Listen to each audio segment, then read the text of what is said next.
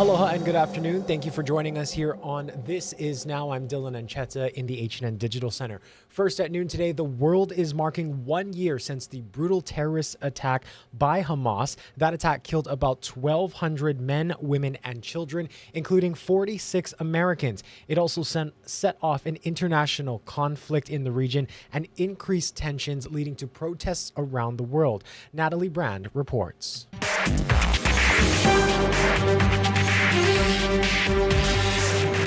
Israeli Prime Minister Benjamin Netanyahu visited the October 7th memorial in Jerusalem, built to honor the more than 1,200 victims killed 1 year ago in the Hamas attack and to honor the hostages still held in Gaza. The worst attack on the Jewish people since the Holocaust, but unlike the Holocaust, we fight back. And we're fighting like lions with the support of the American government, the American people. Netanyahu also thanked U.S. Senators Richard Blumenthal and Lindsey Graham, who traveled to Israel to mark the day. At the White House, a rabbi led a prayer before President Biden lit a candle for the victims and their families. I can't believe that it's been a year.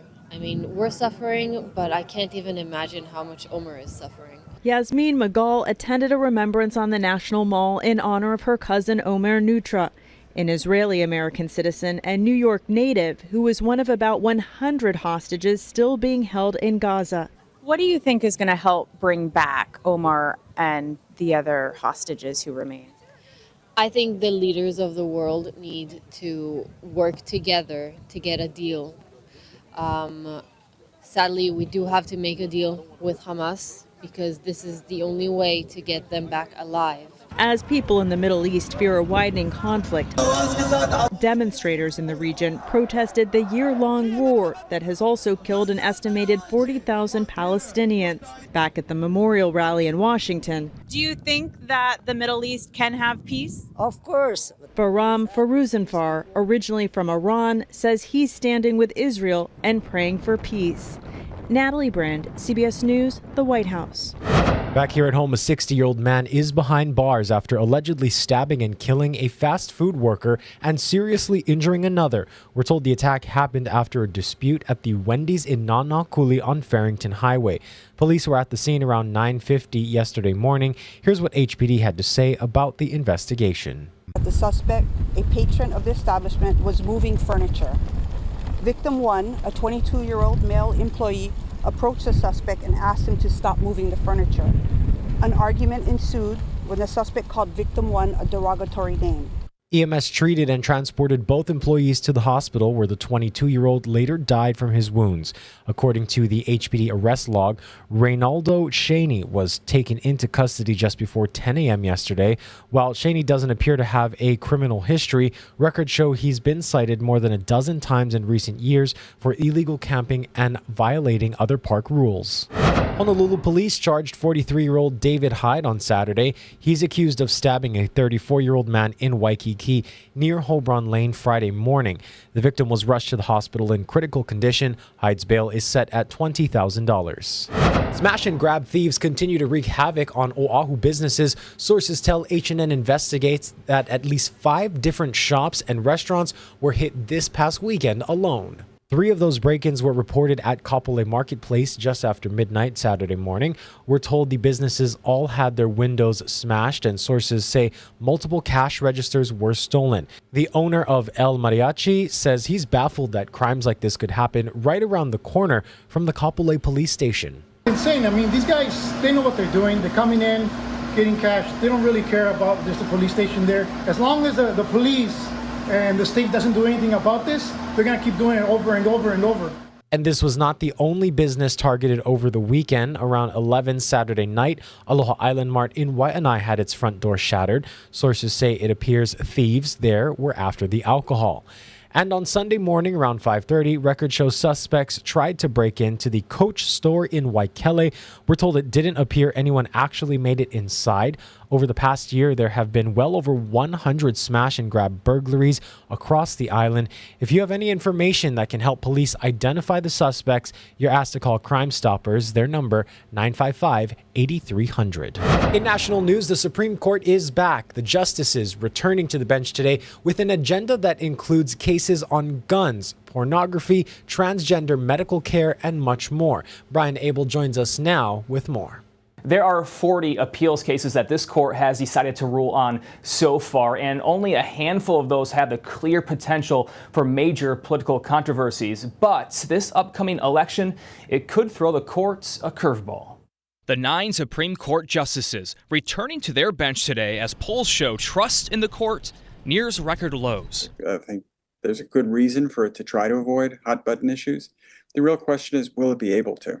Experts say many of the decisions the court makes this term could fall along ideological lines of the 6-3 conservative majority and impact American life. But as of now, the docket falls short of the cataclysmic Supreme Court decisions in recent history, like overturning Roe v. Wade or ending affirmative action. So in each of the last 3 terms, there was one big blockbuster case. The Supreme Court has been overturning decades of precedent. On Tuesday, the court hears arguments on ghost guns, untraceable weapons made from mail-order kits, and whether the ATF has the authority to regulate and require them to have serial numbers. Justices will also decide the First Amendment case of a Texas law mandating age verification requirements for pornography websites. And one of the more closely looked at cases is over gender-affirming care, following an appeal to a Tennessee ban on hormone therapy and puberty blockers for minors. But if the November presidential election is contested, it could once again put the court in the middle of a political storm. There is no more fraught area for the Supreme Court because the stakes are huge, and it's a quarter of a century since Bush versus Gore. And I think the Supreme Court is still dealing with the ramifications of that case. That was a hugely consequential case. And today's oral arguments in front of the court mark the start of the term that'll go through the end of next summer. And experts say as many as 20 more cases could be heard by the court in this term.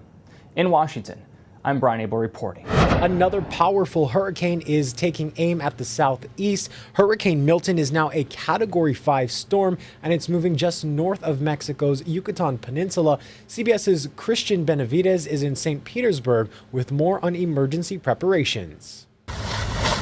On Florida's west coast, a now all-familiar sight of filling sandbags and preparing for a hurricane's direct hit. At the Bell Islander Market in St. Petersburg, owner Bradley Bell just got done cleaning up from Helene. How did it impact this community? It devastated them. All their belongings, their world is on the side of the road. Now Hurricane Milton is forecasting to make landfall as a life-threatening Category 3 storm Wednesday along Florida's west coast. Helene left behind catastrophic damage and killed at least 230 people across the southeast. On Florida's west coast, Helene cost billions of dollars in damage. Storm surge reached higher than 15 feet in some areas, leaving many homes almost completely underwater. How high did the water reach? So the water came up 4 feet. And this is the water line here? That's the water line. And it sat there for hours. Kevin Batzdorf is the president of the Shore Acres Civic Association in St. Petersburg. The area is still covered with a field of debris from Hurricane Helene. Now they have to evacuate from wherever they are and go somewhere else. We don't know what's going to be left when we get back.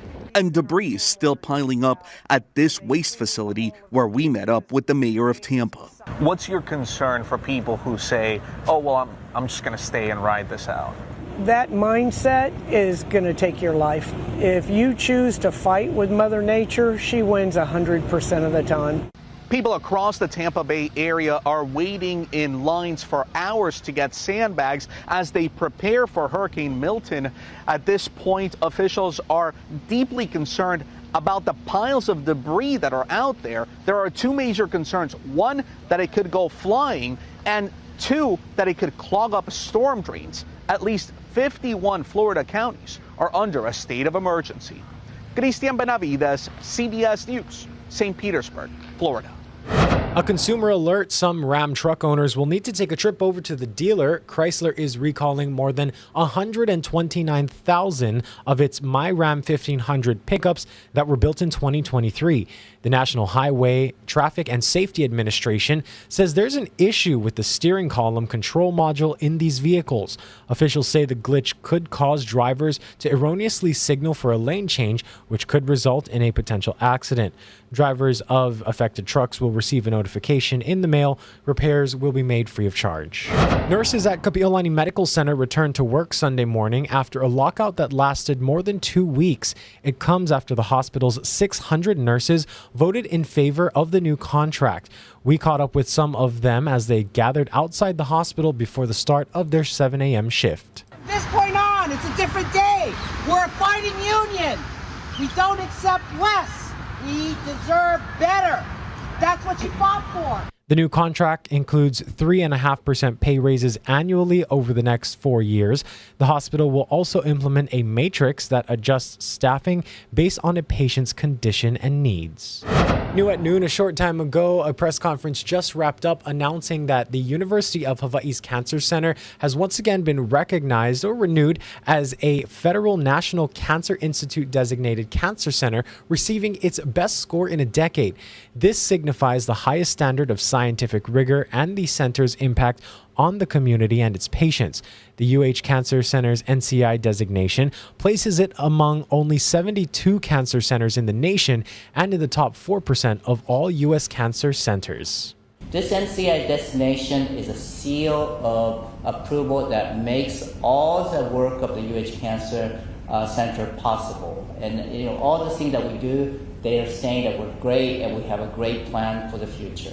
So this means that we want to be the leader of Hawaii and the U.S. affiliated Pacific Island. We want to be the leader in the nation, and we want to be a global leader. Health disparity seems sometimes a little bit local, but health disparity exists in the entire world, and we could become a role model. Meanwhile, the center's Ho'ala Early Phase Clinical Research Center is set to open late next year. For the first time in history, cancer patients will have the opportunity to stay in Hawaii to receive these cutting-edge treatments instead of making expensive trips to the mainland. At New Today, we're getting an inside look at an important new learning space at the University of Hawaii, West Oahu, created by the Office of Indigenous Knowledge and Innovation. Casey Lund has more on this story. Aloha. This is a really neat space here in the Academy for Creative Media, the Indigenous Data Hub. This is such a cool program and really relatively new. And it's through a new office, the Office of Indigenous Knowledge and Innovation. I want to talk to Kamuela Enos with us, director of that office. We also have Charla Hanaoka. She's the director of the Academy for Creative Media. Kamuela, tell us what this space represents and what an Indigenous Data Hub really is. I think it's a bigger part of the UH system, but it's an attempt or an intentional space to bridge ancestral and contemporary sciences, where we pair students who are interested in their ancestry and contemporary applications of it with technologies that bridge their traditional and contemporary thinking, and also lift up our partners from community that are doing the work. And we're really lucky to be housed within the Academy of Creative Media as a person from Westside, to have really beautiful facility here and leadership like Charlotte in this space has been a real gift to us. And I want to talk with Charla again, Charla Hanaoka, the director of the Academy for Creative Media. This is what this part of this campus is all about. Yes, it is. So this space is just one space out of many in this Academy for Creative Media building. For the program itself, we're very innovative in terms of our partnerships. So we have partnerships with our math science folk, our anthropologists, and just really bringing this type of knowledge and this type of technology and this type of vision to the West Side. And it's so important because oftentimes, we don't see this opportunity here for these students. And a lot of these students are of these indigenous cultures, of these indigenous communities. I want to just also give you an opportunity to plug coming up on November 7th. This is going to kind of fit into that innovation exhibit that's happening at the Convention Center. Yeah, November 8th, Friday, November 8th. Excuse me. No problem. Yeah, we have our annual research summit, the UH Innovation Conference. conference at the Hawaii Convention Center, November 8th. We'll be highlighting a lot of the work that's going on in this office as a way to show the community this is what we're doing and this is what we hope to do, and with partners like Charla and UH West Oahu campuses, but all campuses, that we can start to bridge our ancestral and contemporary sciences. Yeah, okay, so Friday, November 8th, thank you, 8th. We want to make sure that, we've been sharing some of the fellows. This is the first program of its kind really here. You can tell that they're excited. It's a passion project for them, and when they get to represent their culture, that's really important. It's really important for students from our communities to understand the value of their ancestry, not just as something for their identity, but how they can think about a future, and economic development and academic attainment, where because you're from a community like the West Side, you're going to be successful. Because of your ancestry, you'll be successful in contemporary, using contemporary technologies, because they did the same thing. That's why our printing presses and Hula Awana are all these examples of how we use technologies to make sense to us. Very good, and so cool too, so visual. This is such a unique space, and I'm grateful to share this. I want to thank Charla and Kamuela for being with us this morning here at the Indigenous Data Hub. We'll send things back in the studio for now. Pretty cool stuff indeed. Thank you so much, Casey. Let's send you live outside now for a look through the eyes of our camera, looking toward Hilo Bay. Some beautiful conditions right over there on the Hawaii island. 81 degrees just after 12:16. Stay with us. We're going to have a closer look at your local forecast and more news after this break.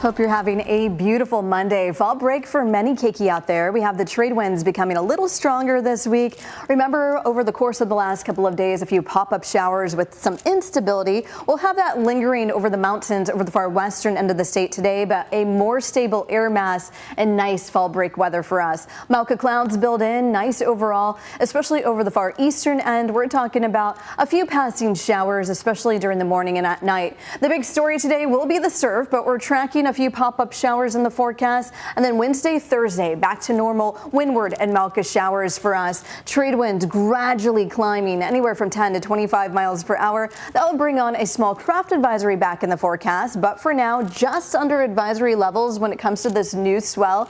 Getting excited in the country there at 8 to 12. By the afternoon, 7 to 10. You see on south-facing shores, even a little energy there, so lots of fun. So take your pick, surfers. We are seeing some energy continue into the the next several days. East-facing shores coming in at 3 to 5, west-facing shores at 6 to 8. Island by island on this Monday, we're talking about the trade winds a little bit more typical. A few showers will be popping up on the radar, but overall a beautiful Monday in store for you. Partly cloudy conditions over Hawaii Island. We will be seeing light trade winds over Hilo, a few passing showers. North Hawaii, the winds a little bit stronger there. And then Florida is in the crosshairs again. We're keeping a very close eye on Milton. You see a very strong system, and maybe as it makes landfall, a Category 3, a very strong major hurricane there. So our thoughts and prayers are with Florida and of course the southeast there. Back here at home, it's all about the big surf today. Wishing all of you blue skies and much aloha. Enjoy fall break. Trade winds will be taking over. Thank you so much for that forecast. And now we go to a congratulations to June Inouye, who won the very first pageant at the Plaza Assisted Living in Pearl City. June is 90 years old and is originally from Hilo. Staff says June is known as the jokester of the Plaza. She tells us this was the first competition she's ever competed in. I was shocked, but it felt great. Yeah, because it's the first time I've been crowned in something. And now for June's advice to a long life is to be happy, help others, and be friends with everyone. Contestants ranged from ages 80 to 98 years old.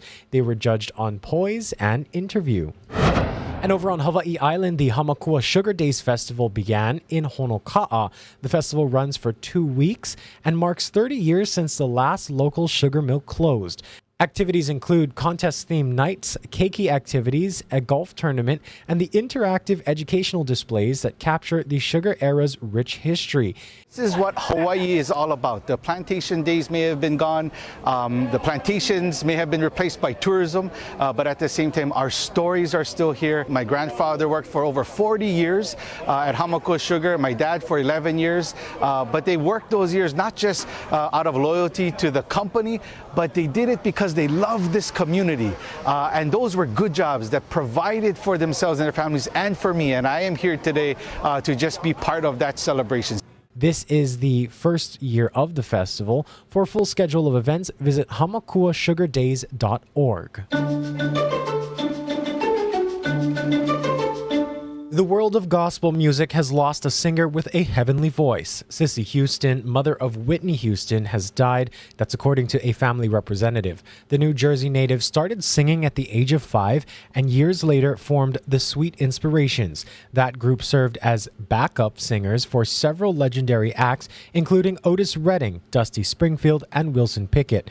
The Sweet Inspirations also toured with Elvis Presley and performed on a Jimi Hendrix song. Houston also recorded material with her late daughter Whitney. Sissy Houston, who won 2 Grammys for gospel music, was 91 years old. The world's rivers are drying up and falling to all-time lows last year. The United Nations Weather Agency says it's a huge red flag for climate. CBS's Tina Kraus has more on this story from London.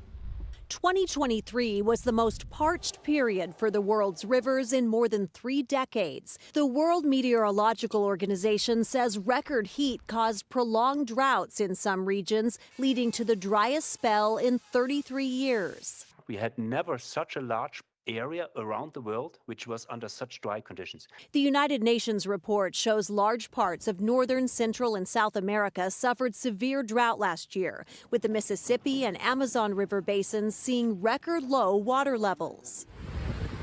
The UN Weather Agency also says glaciers that feed rivers in many countries saw the most water loss in 5 decades, warning the ice melt threatens long-term water security for millions globally. Around 3.6 billion people don't have adequate access to water for at least 1 month a year, and that figure is expected to rise to 5 billion by 2050. Water is becoming the most telling indicator of our climate's distress. And yet, as a global society, we are not taking bold action to protect this resource. Climate experts say rising temperatures have contributed to the water cycle being more erratic through both intense floods and severe droughts. The UN is urging governments around the globe to collect and share more information about water to help protect the planet's most precious resource. Tina Kraus, CBS News, London.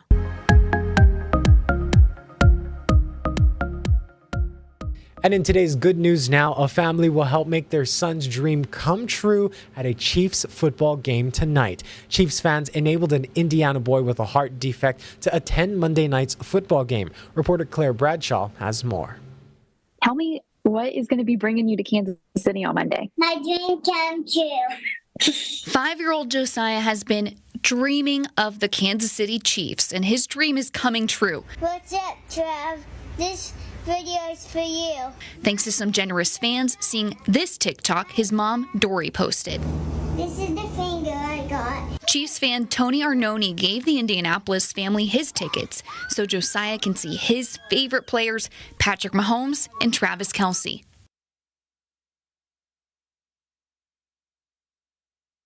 We live in a small town. We're just a, normal family. And it's like, let's make a TikTok together. If people everywhere from Kansas City, from all over the world, just kind of fell in love with our story. Josiah has a sweetheart, but it's backwards in his chest.